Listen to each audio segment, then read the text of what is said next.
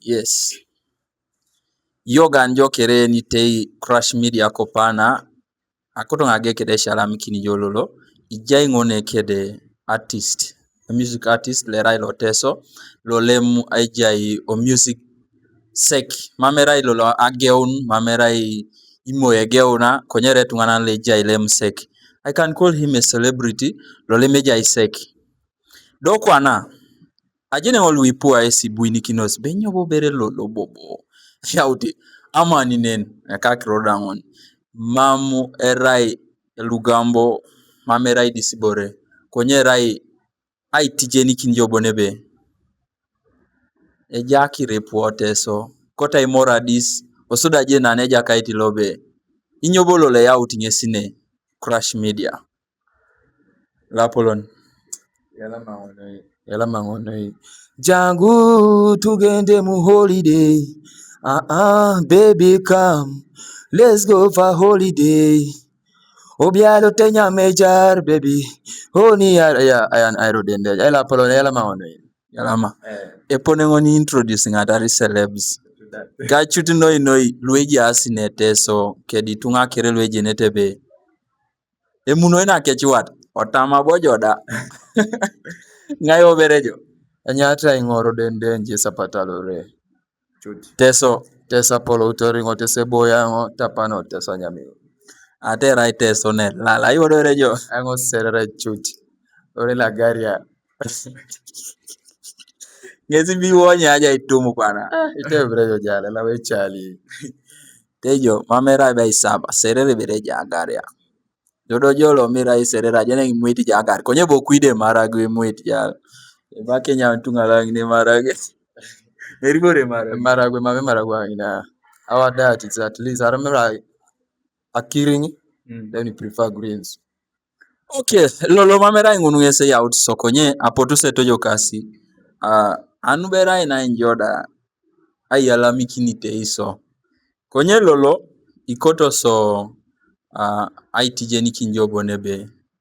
E music loteso ngesi elo singaren akoto ngeshalam kini I bloggers dis loteso leta mto sawanyu nbe regularite music loteso ikari disoka mamen hapedo rajeni nbe ngai bodo bere ngai eraje irama do ya misikini be itamiti tenijo konye lolo isoka pe Crush Media ikialama saanyu nebe we are hosting mama akoreto soma musibuni idauti so 8 sipeje artist le Paul oteso la polon mamera kere barai ara ishomo jo ara ishomo ngai konye jo ngesedo petungana lo itama wanyu nebe at least areja sakiron we poda ilo se music ngaren so iyala masonoi awanyu njololo idi kota jenu nebe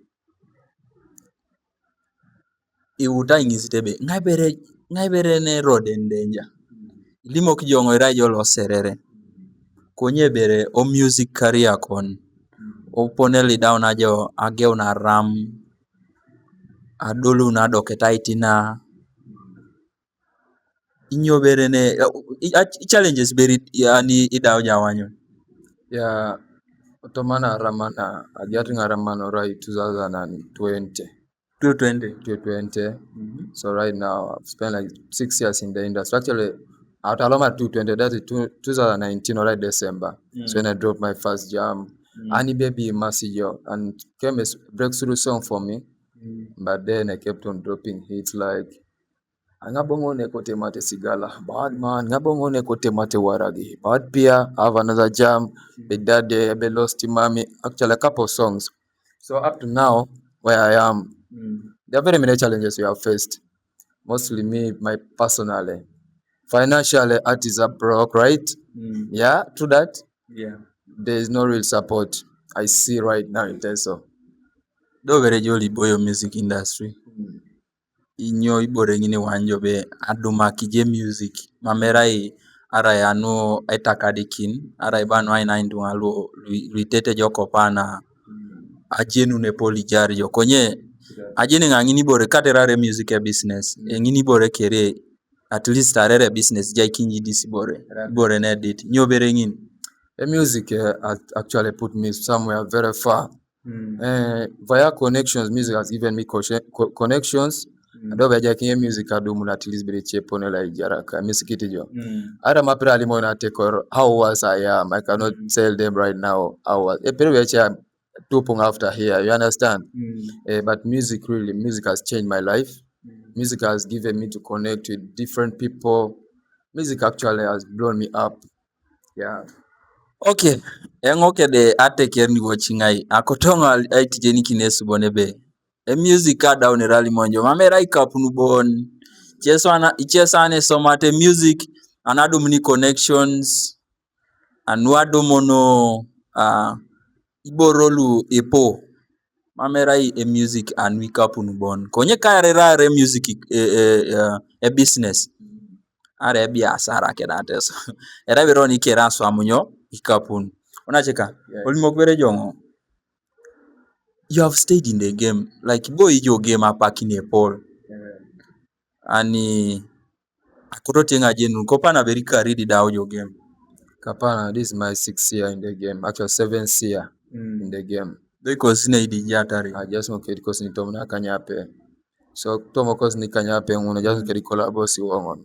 I have a collabo called Biggie Bampa kede PHK. I have a song called Nyash keda Mashola. Then I have a song called Kiboko with some guy called MCVC. Then I have Akono and Heartbeat. Still I have new songs coming, but those ones Anwe nyakar jokau jaji koso sine lepo. Anwe bere kosholi tejerai e banga. Ijo delo pipupi jobe arama kingo. Monga kuriana ja. Actually I have 2 songs that I said that even if I reach anywhere, at least I have to find those songs there. I have a song like Ani Baby Masijo. Imasijo Senatare Bell. I have a story to tell. Tell me if you're feeling well.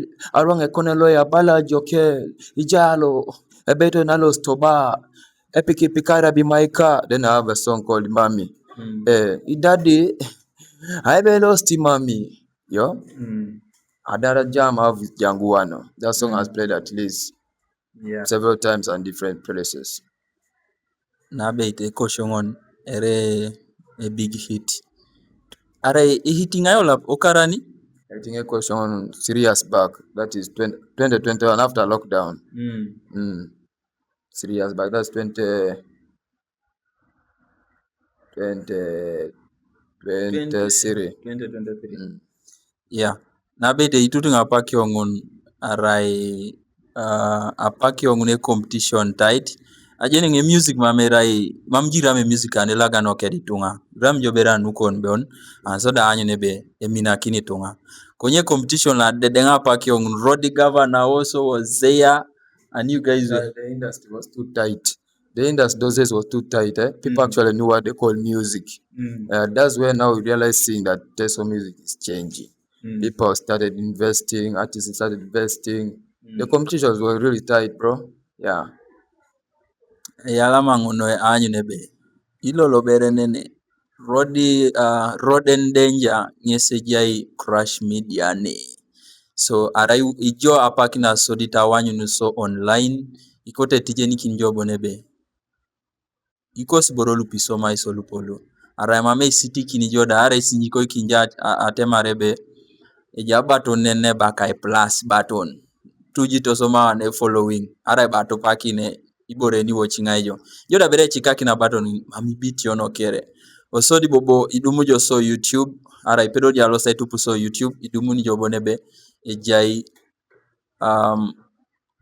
abaton bobo ne bakai subscribe. Na bait. Amdu hapido raje nukera ate so konye joda eni watching pedo jalo sitari minaje media. Minajo I thought Jen boja ate so I stood when you check on my YouTube, totally that's subscribe. Totally your real Ibe totally kidoje be. Itupiti jo Roden danger crash media anwa wanyune be polo rembo ke music lote so. Ejaibo rido pe na kotonge stije ni kinesu. Tejo idila duchate marbe music lote so be rono benyo. Nare mamo ni supporting ate music. Arai supporting ajongo. awanyu nenge be ibore na je ngaswam e ute medai kiningo dara me ute medai kiningo inyo bi ko tor jo ngau totoma so na be yala mano ya nwa tupit Crush Media Online idi lolo ijai sokede Roden Danger kape artist lo aparan so Roden Danger akotonga ngitun jo nara ikarunguni ikanya peli balajo dajo music industry ijo jejo management ara ibo ibalajo bengo ko pana tiono ngara swam kaborobon Akilo na bait kapana ngamengo management. I'm just a solo artist. I'm doing it as Roden Danger as a brand. Plus the team I have behind me, that means people are behind the label, you understand? Those dancers, MCs and the DJs. Yeah, I'd been on management like those days. Back in the days when I was just starting the game. Yeah, no, management is not bad, but now at least I'll say let me first do this stuff like personal. Because the focus is what? And the thing is mine. You understand? To that. yeah chuno kere kata swam music arigo iji jobon konye. Have you ever been in a management like Ilomator your management? Yeah. When I started, I was under Priska management. She was able to give me songs like we did Jangu, Ani Bebia, Yalamasi, then Mama Belosti Daddy. That one was now under again another management. I joined another management called Sava Born to Serve Entertainment. Yeah.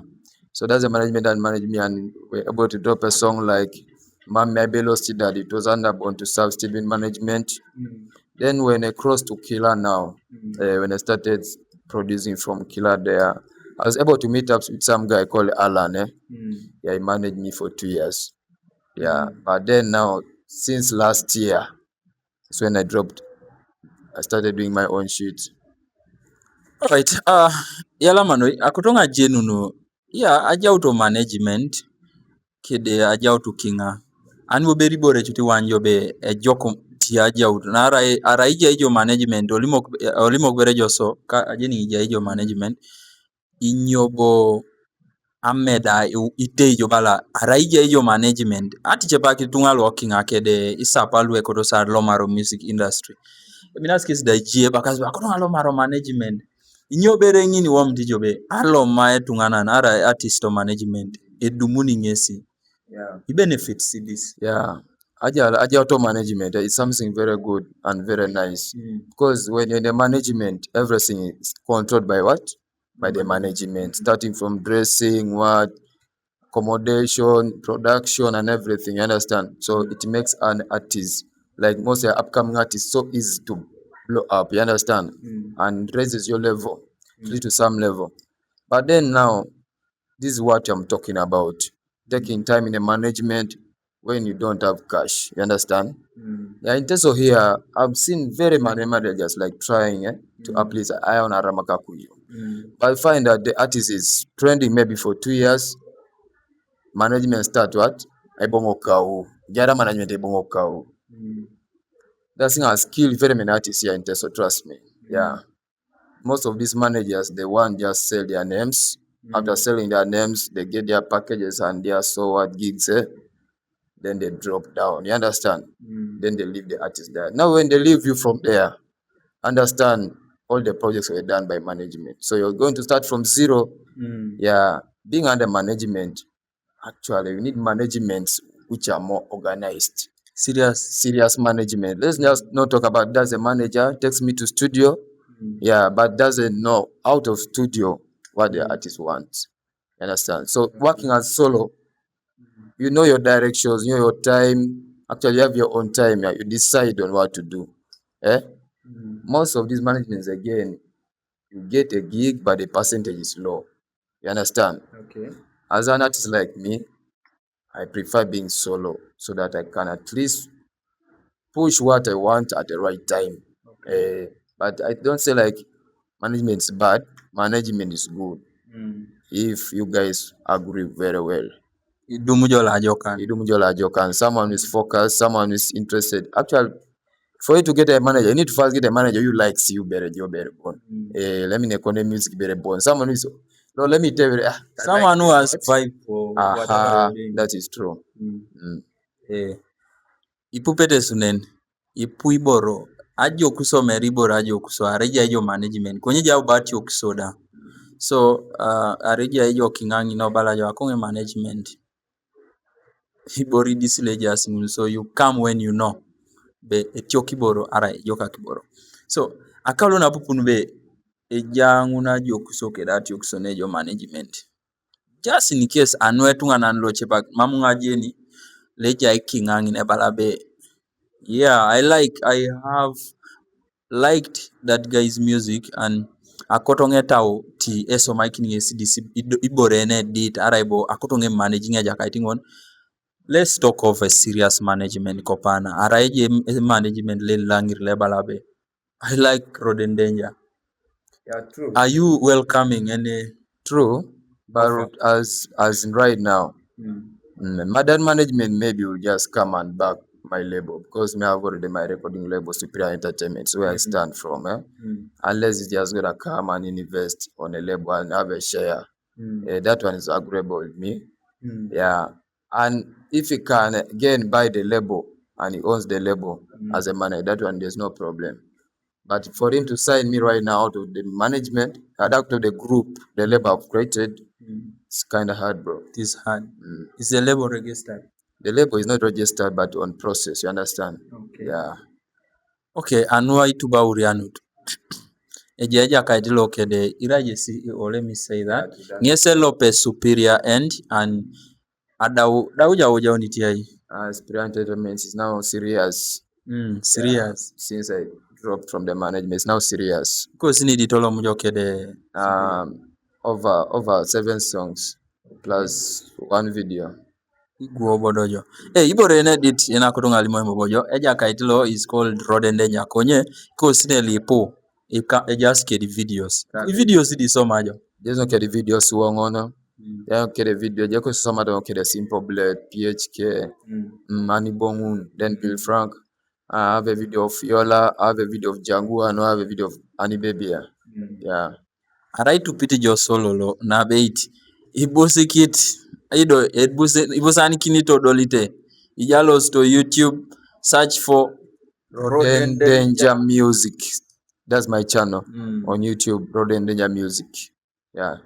Ite yo the music, ite videos e sapat, ite music. Dokere kana bait mamere music le rai la bolia. I videos era si videos lu ajo kaka. Ibore ngine ote sitiki ni ngawanyu ni bonebe na bait e music e jok. Ido lolo pelek nete ni jari sone ngesi aya unesu eko sholo loitetet la jaka it Roden Danger. Lebu ni ngesi enere akekiro anelolo.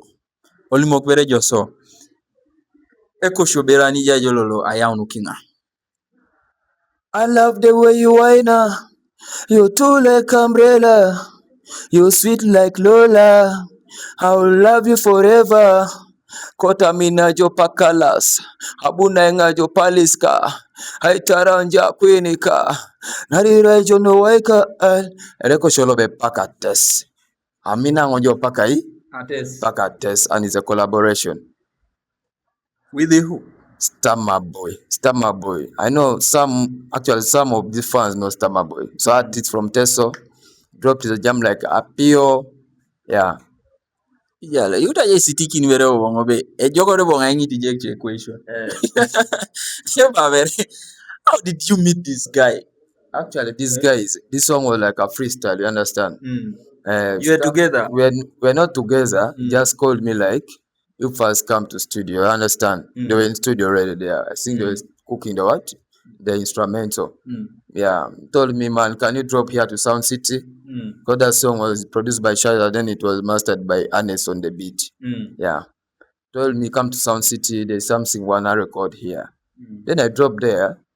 Actually, I got them when they're starting building some idea, you understand? Need something clubby, something like a banger that runs lovers. And asking that, where are you? You understand?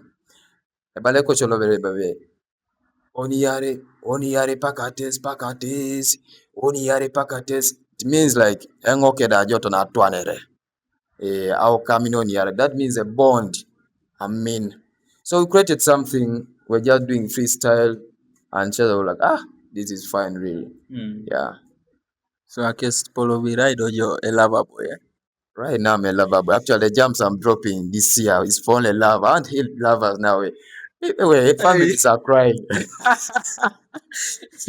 Ikodojo I want to heal the hearts. ikodoji families ogogongo to atemasi.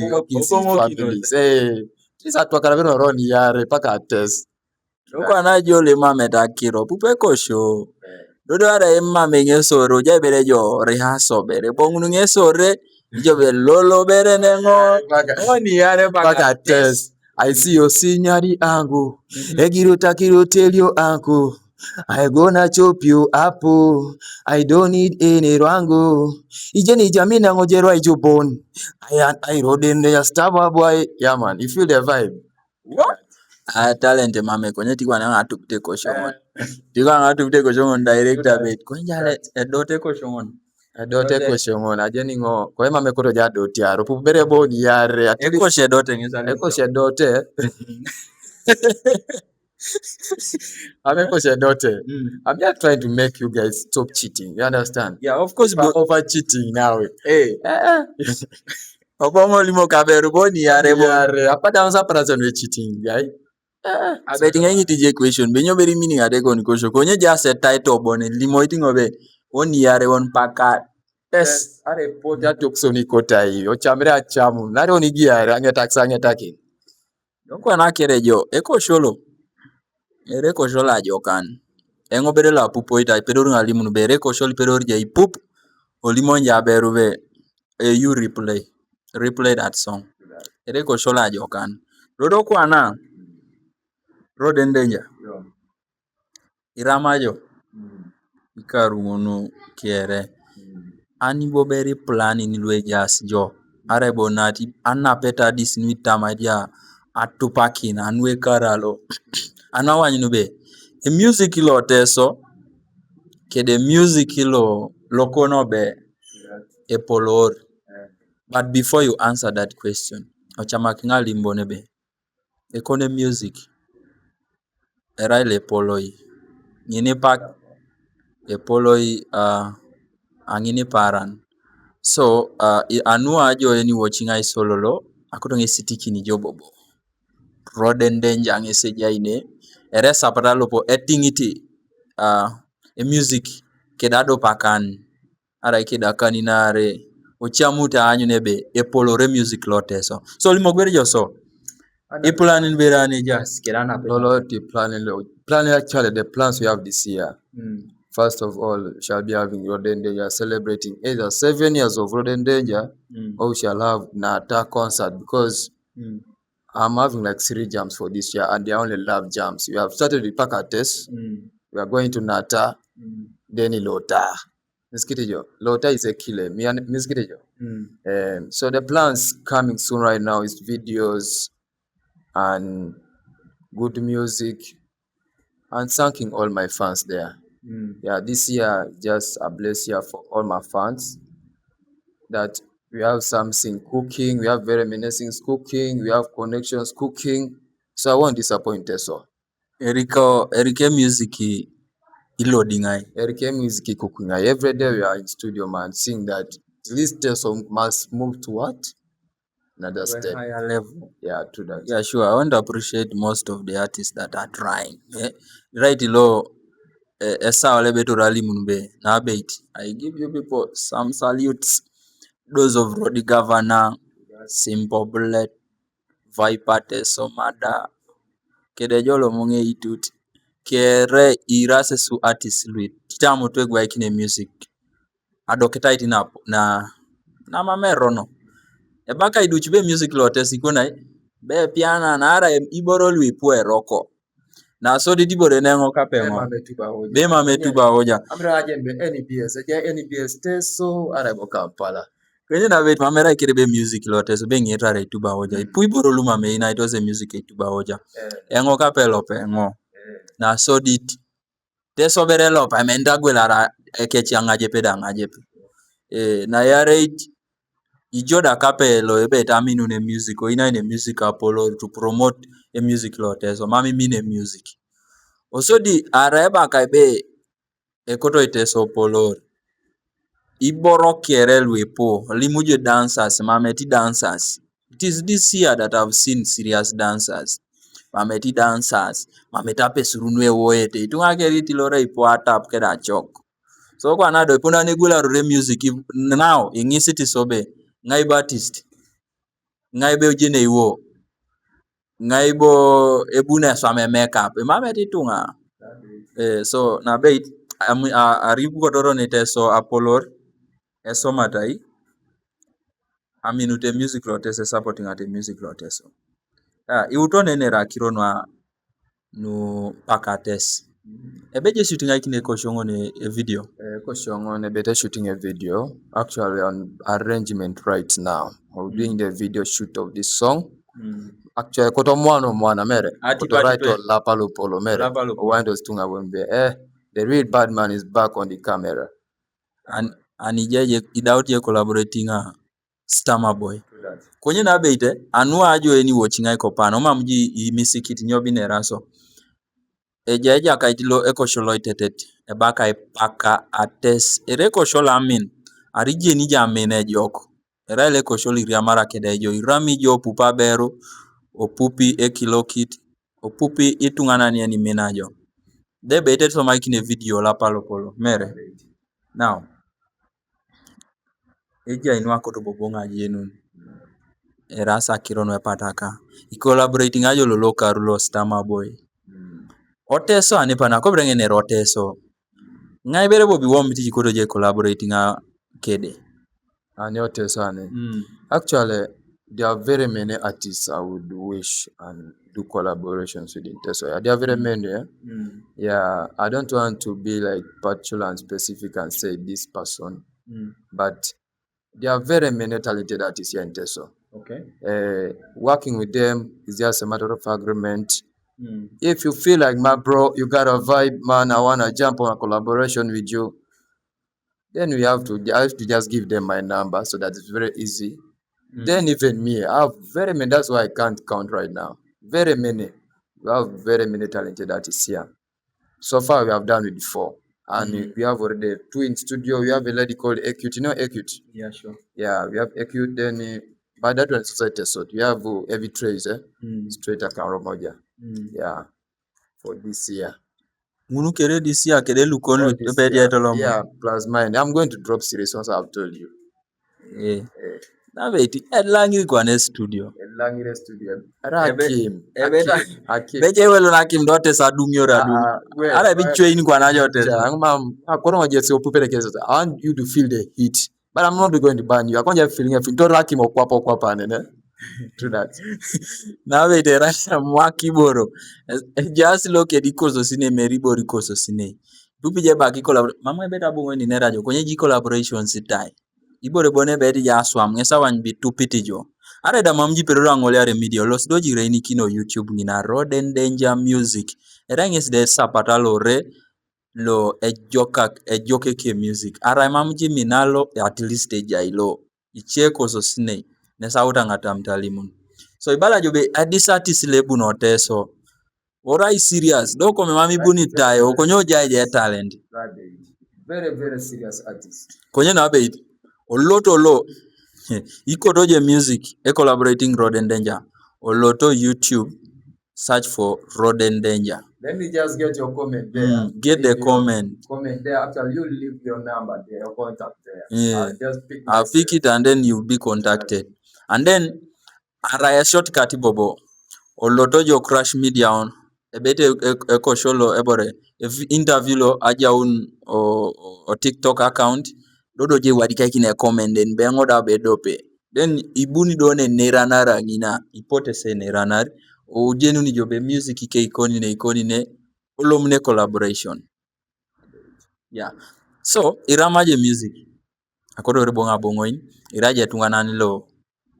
Irame music apakine Paul and really iraje dope artist wegue tikirora yote so inakini jongo atemar bone be dobodo bere kinga ararai be chutina be dije ekone style le music kede style chetwan okingangi nani oberatis wom dijo balo mangotoma ilemun sibore nere banga. First of all, I do dancehall. That's the gene I do in musical. That's what I like doing most. Heavy hits. Heavy hit, something heavy. I'm here not yellow. Abole. Apu penene. So we have people like in a category in Uganda. You can talk about Uganda nationally. You have Bini Ganta. You have Patoran King. Yeah, those ones at least can vibe on their jams. We have person like let me say Bafana. You see the rock he does. Yeah, that's what I do mostly. So I feel like Vic Famaika, Bini Gianta, Mark Diaban, you understand? Viper ranking. Yeah. So Mark Diaban yeah your list. Atera unete so ra uno buko sa ina serere. Ra uno buko se. Dokere kwana imaching talent era ingesi dalo serere konye kwana jo Mark Diaban. Iraje tesot konye achaka ajo kusuma mjije ne biti. Ocha achaka ze biti awai. Obwa berejo neje jaka itilowe. Ara tema so to bereji ke koso sini dis doja wanyi nbe. Ara itolo mute se kosho. Ara ikwa ikina hii. He has good music by the way. So please. So ibala jo ikoto jo ngai. Mark Diaban, Viper ranking, Bafana, even Kamili if possible. Mwaka iboro. Yeah, man. So na bait yapio na ngetakini konyi ngetakino ni akotongo jo ati chepakeji bore ni missing ato na limu nukopani yeni wom tidio tiebe epedori apupo nokinga arabetu analiteyo nikopani aijaiki ni jo Enga konga tiarbon ba ko na shalamikin kappa your first person. What you're doing here is what can build the industry of Teso and Teso Bisa. yalam. Yeah, Ajia Otekone is something very big on Acheka Yalama on it. I want to say again, I want to say my appreciation to Crush Media. Yeah, Crush Media, you guys are very, very serious in the game. You guys are doing it, what has been lacking in Teso. You see now, it's very easy to get music in Teso, yeah. Just tap on the link, just go TikTok there, match the sound, do what.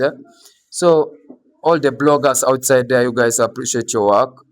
Let's keep united, but let's not fail our own artists. Do you know how these guys fail? Our own artists, they know themselves. I don't want to say out. Let's do something that can promote, not something that can what? Bring down the artist. The artists. That's true. I mean, so you take care of Crush Media. That koto ngamuno resu at least apara na Jokan. Kede jara na Jokan as we are waiting for more vibes. Nepeta itioni golo kiti. Konya let me just chaone idopi bore bon. Aibo bere duma kini apupo na arabetu anlite yokopani. Arabetu anle balaba minange music. Aibo bere duma ni second music. O YouTube boni arabeja achi platform. Eka music ya platforms ichede pere anya Hobbies, then we have Sunrise, then we have Mudundo. Yeah, for now that's where even TikTok has my music. Yeah. So ingeta kindoni kwana akoto shalam kinjoro dendenja for your time ilolo apuputa akoni monyo so disamisi bonebe we needed this. So anu ajo loitei soko pana eka kiror Mr. Aman and araingo edopetuan la tamita gwelare music loteso mamngarje promotion bon ajai ngagwelare music loteso.